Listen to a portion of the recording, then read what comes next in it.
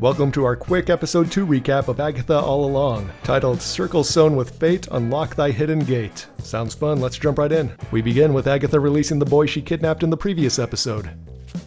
He tells Agatha he wants her to take him to the Witch's Road, wherever that is. Allegedly, if you make it to the end of the Witch's Road, it will give you whatever you want the most, and Agatha's been there before. That's why the kid came here to save her from the spell she was under. Agatha asks for his name, but he gets magically censored when he tries to say it. My name is... Guess we're not going to address that now though, so move past it. We get a brief look at Wanda and Vision's old house, which has been completely torn down.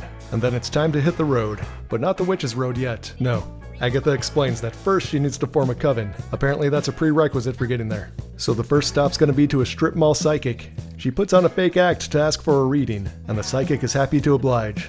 But as Agatha gets up to leave, the psychic mentions that she can sense Agatha's been under the control of a spell for 3 years, and has lost all her magic power. Turns out she's legit after all. So Agatha asks her if she wants to join up, but the psychic says no. Apparently Agatha has a pretty bad reputation in the witch community.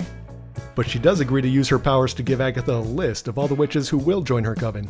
And the first name on the list is Lilia, the psychic's name. So I guess she's joining after all. Now next on the list is a candle maker named Jennifer. Apparently due to some sort of binding spell, Jennifer's been left magicless for the past century, and joining them on the Witch's Road is a way to fix that.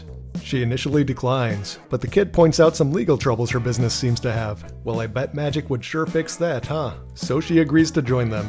The next name on the list is Alice, a witch who's formerly a cop, but now working as a mall security guard. They call her a protection witch, which I guess is all the background we're gonna get for now.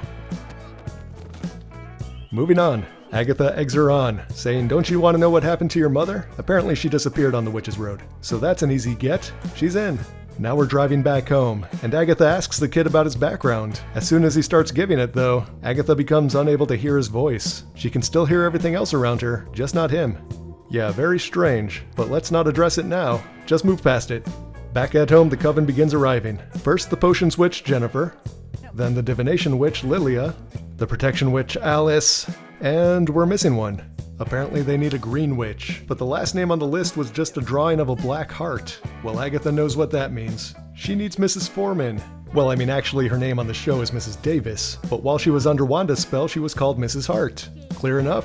Good. Well, it looks like she's not a witch at all, and has no idea what's going on here. So Agatha's just gonna tell her, stop by for a party. Good enough. We're all set then. The coven gathers in Agatha's basement, and the boy asks how do we get to the road, and Agatha explains you don't go to the road, you summon it, and tells the kid to go upstairs. Run along and play, Timmy. So now the coven stands in a circle and begins to sing. Upstairs, the boy sees a suspicious character in a cloak outside. Nope, make that 7. Well, downstairs the song is finished and nothing's happened, but now the hooded figures attack.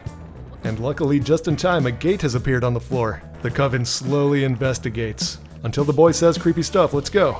Everyone pieces out down the stairs, and the gate seals behind them. Well, that's very fortunate. Anyway, the stairs lead out to a forest, where a creepy trail awaits. Well, not to be rude, everybody removes their shoes, and it's off we go. Once again, no post-credit scene, but hey, Lisa Simpson shows up. Thought that was kinda cool. Anyway, thanks for watching, and I'll see you at the next episode.